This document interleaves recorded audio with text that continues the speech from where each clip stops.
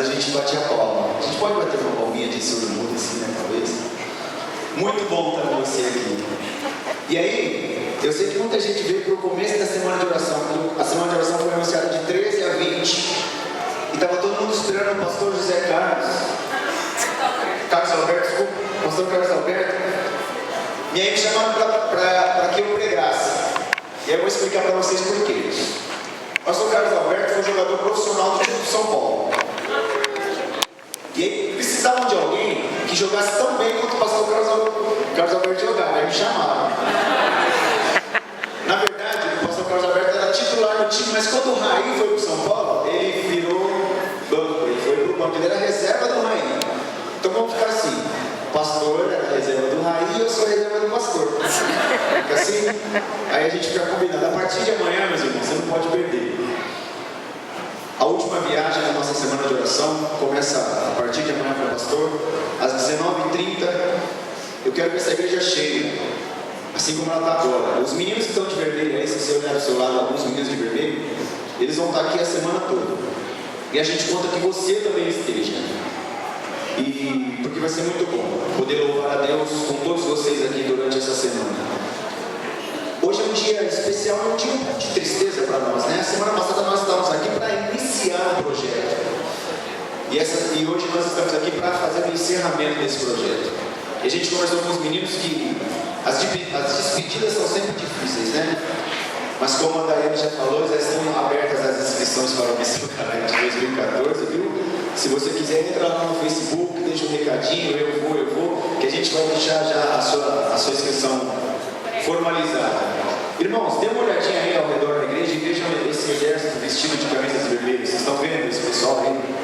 Todo esse exército vestido de camisetas vermelhas e pretas. Na verdade, camiseta vermelha é preta e branca, uma camiseta tricolor. Vocês estão vendo esse exército aí vestido? Esse exército trabalhou muito durante essa semana. E aí eu estava aqui conversando com os meninos e eu falei o seguinte: é melhor a gente começar logo, porque senão eu vou dormir aqui. Os irmãos vão pensar que eu estou orando, mas eu estou dormindo aqui no banco. Eu estou vendo um monte de galera assim, ó, pescando. Desistiu? Com o olho querendo fechar. Foi uma semana intensa. A gente trabalhou muito, a gente acordava cedo, dormia tarde, para poder levar a mensagem de Jesus para as pessoas que não conhecem. Eu queria falar um pouco para vocês nessa manhã a respeito de motivação. E aí alguém pode entender o seguinte: mas ele vai falar de motivação quando o projeto já acabou? Não devia ser lá no começo? No meio do sermão, no decorrer do sermão, vocês vão entender por que a gente vai falar de motivação depois que o projeto já acabou. Mas antes eu queria fazer uma pergunta para vocês. Eu já falei isso para os meninos lá na casa, enquanto a gente estava lá, mas eu vou te fazer uma pergunta. Eu tenho aqui uma nota de R$5, veio o que me sobrou. Lá na casa eu fiz com uma de 50. Começou com 50. Né? Eu estou com mais 5 aqui. Alguém gostaria de receber essa nota? Tem alguém que deseja essa nota? Pode levantar a mão se você quer. Eu não estou perguntando se você precisa, eu estou perguntando se você quer essa nota. Quem quer essa nota? E por que todo mundo quer uma nota como essa? Por quê? Por quê? Porque ela tem um valor, né? Essa nota vale alguma coisa. E aí todo mundo quer porque ela vale alguma coisa. Mas e se eu fizer assim? Alguém quer essa nota? Sim. Mas está dobrada. Mas ainda vale. Está dobrada ainda? Agora vai ficar bom. Só queria avisar que eu não devolvo, viu, Demarino? Agora mudou de figura. Vamos lá, vamos ver mais gente levantando a mão. Alguém gostaria de receber essa nota?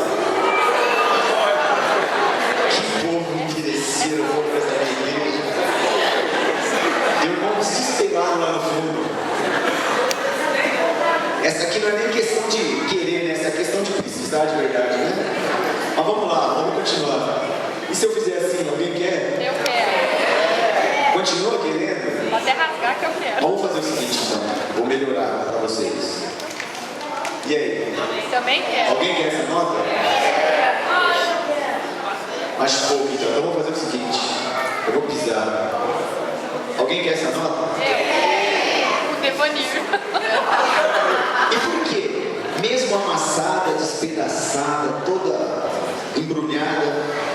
gente continua querendo essa nota.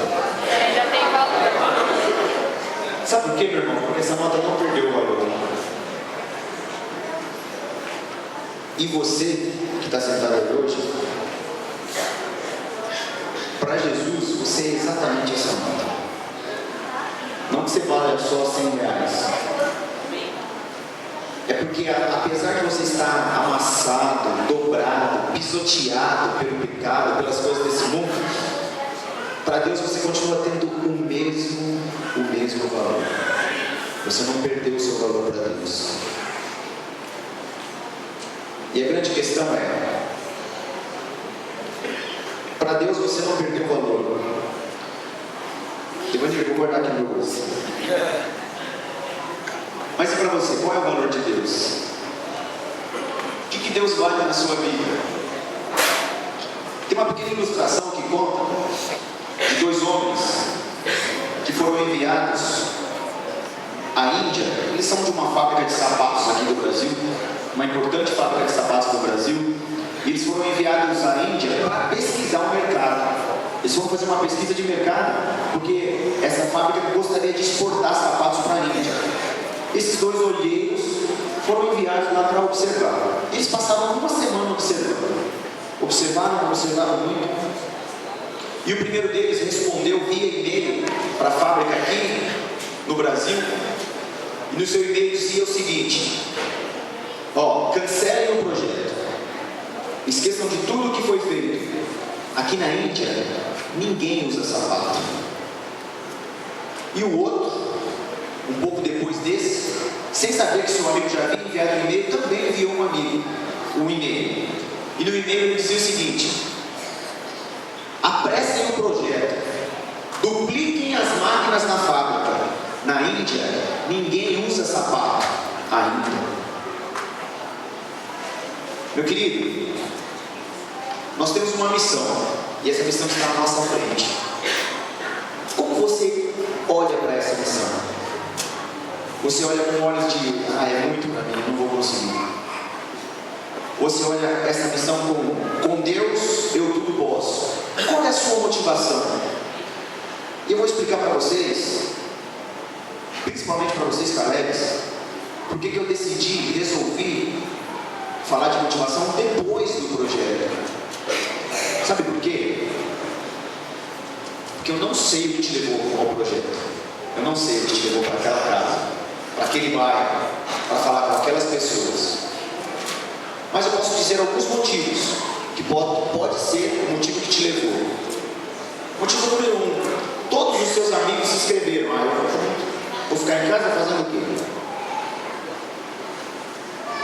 Um outro motivo: eu estou de férias mesmo, vou lá para fazer um acampamento com a galera.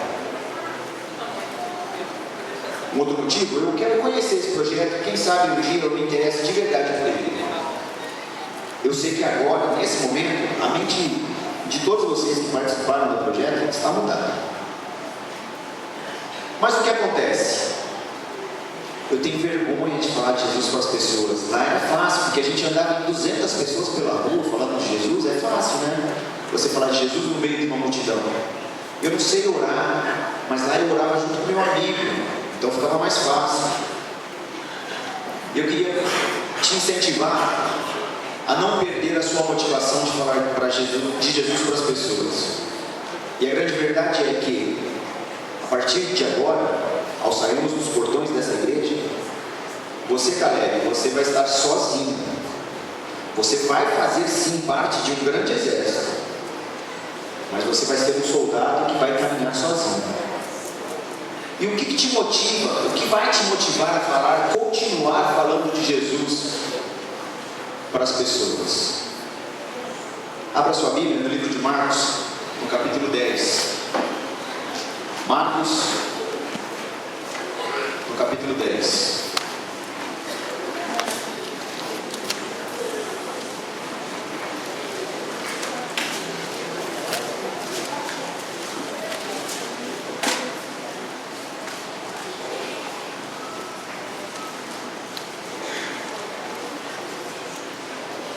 Vamos orar.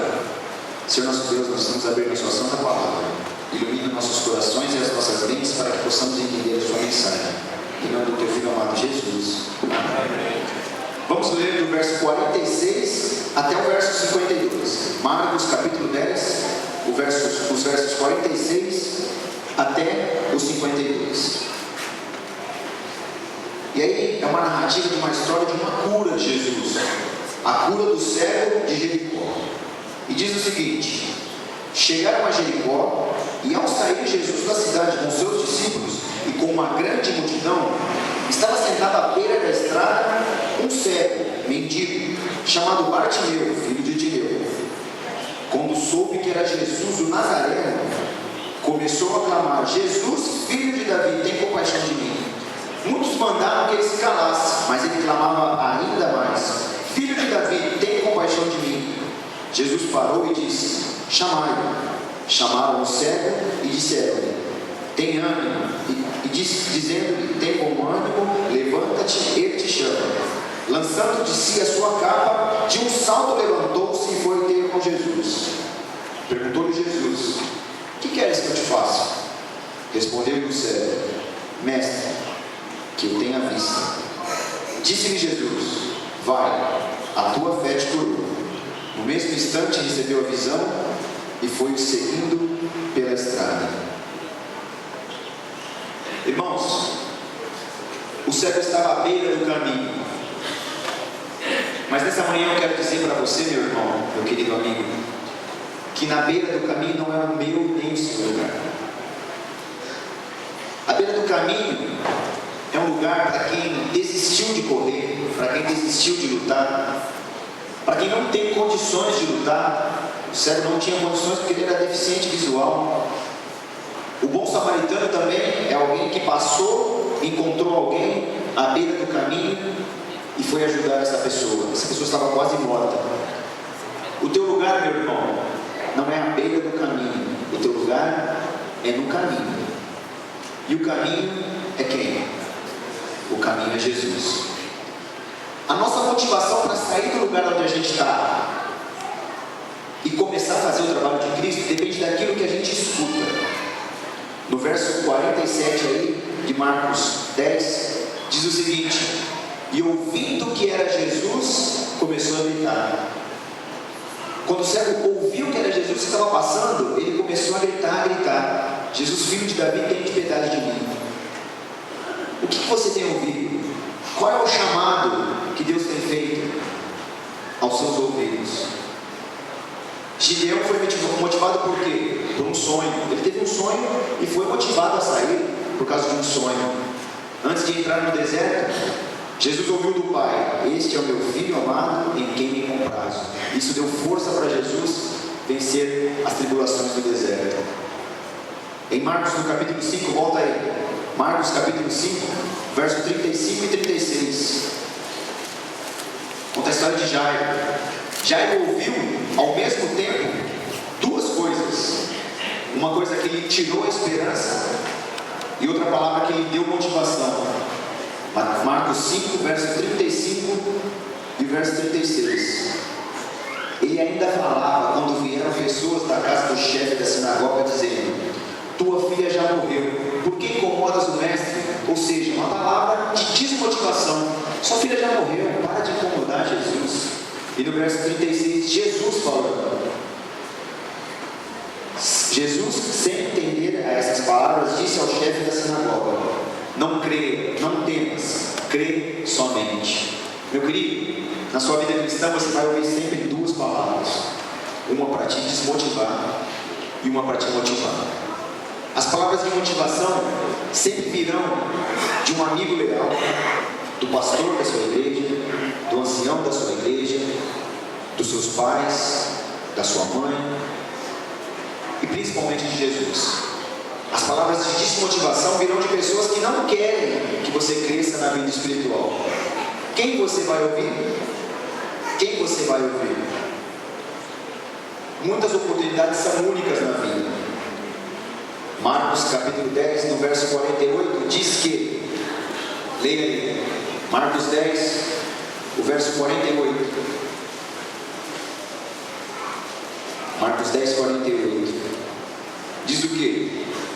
Muitos mandaram que ele se calasse, mas ele clamava ainda mais. Aquele cego sabia que talvez aquela era a única oportunidade que ele tinha de se encontrar, de estar perto de Jesus.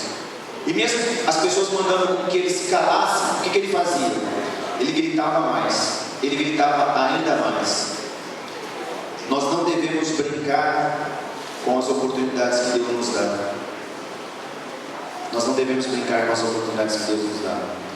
Existem portas na sua vida, meu querido jovem, meu querido irmão, que infelizmente ou felizmente elas se abrirão apenas uma vez. Apenas uma vez. Portanto, saiba fazer as suas escolhas.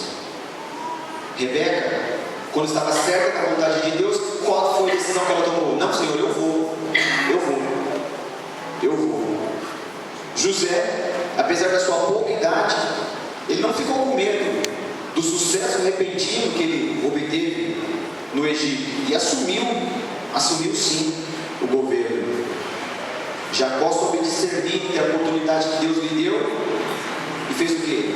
Assumiu a sua posição diante de Deus. E a grande verdade é que para alcançar grandes objetivos, a gente precisa aprender o quê? A vencer o quê? Grandes obstáculos. Porque grandes objetivos só são alcançados quando você vence grandes obstáculos. Um obstáculo a ser vencido são suas próprias limitações. Eu tenho vergonha de falar. Eu não sei o que falar. Eu tenho vergonha de andar com a Bíblia, postar lá no meu Facebook, eu sou de Jesus. Meus amigos da escola vão falar. Meus amigos me convidaram para sair no sábado à noite, eu vou falar que não, eles vão falar que eu sou quadrado. Você tem que aprender a vencer as suas próprias limitações. Muitas vezes você tem que aprender a vencer o complexo de inferioridade. E uma coisa muito legal que acontece quando a gente reúne um monte de jovens assim, a gente vê aqueles que são mais extrovertidos, né? Eles chegam na frente, derrubam a casa, né, Leonardo? Quase derrubam a casa, estão em todos os quartos, em todas as rodas, e a gente começa a perceber alguns que ficam mais acanhados, não se misturam. E sabe quanto tempo eles precisam, irmãos? De 24 a 48 horas no máximo para se enturmar. Aí a gente começa a ver novos talentos surgindo. Cadê o Vitão do sapateado? Você começa a ver pessoas que se acham que nem tem língua, não sabem nem falar no meio da galera lá, toda reunida. Você precisa começar a aprender a vencer os seus medos. Talvez um complexo de inferioridade, eu não vou falar. Você precisa aprender a vencer, sabe quem? Aqueles que torcem contra as nossas vitórias. Apesar de estarmos numa comunidade cristã, somos todos irmãos, infelizmente, existem alguns que não torcem pela sua vitória. E você precisa aprender a vencê-los. E principalmente a amá-los. Porque a sua vitória não é sua vitória, é a vitória de Cristo. Você precisa aprender a vencer esses obstáculos também. Você precisa vencer o medo de vencer. O medo de ganhar tira das pessoas o quê? A vontade de vencer. Quando você tem medo de ganhar, isso acontece muito com jovens. Você perde a motivação para lutar. Mas será que eu vou conseguir? Será que eu vou conseguir? E o medo de ganhar tira de você o desejo da luta. E agora sim, todo vencedor tem uma marca no seu caráter. E a marca do caráter do vencedor, sabe qual é, meus queridos? A determinação. Você precisa se determinar. Lutar, mas lutar muito até o fim. Sem determinação, nós nunca alcançaremos o pódio que Deus quer dar a mim e a você. Sem determinação, a gente corre o risco de ficar só olhando.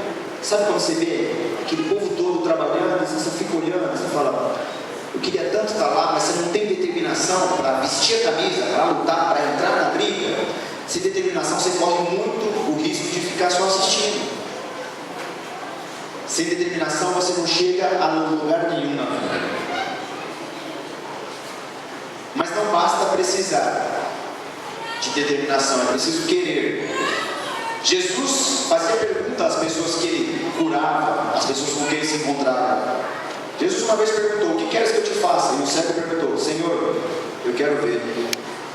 Para o coxo, Jesus perguntou: você quer ficar curado? Parece uma pergunta óbvia. Você perguntar para alguém doente se ele quer ser curado, mas só querer não é preciso, não é suficiente. Você precisa demonstrar que você quer.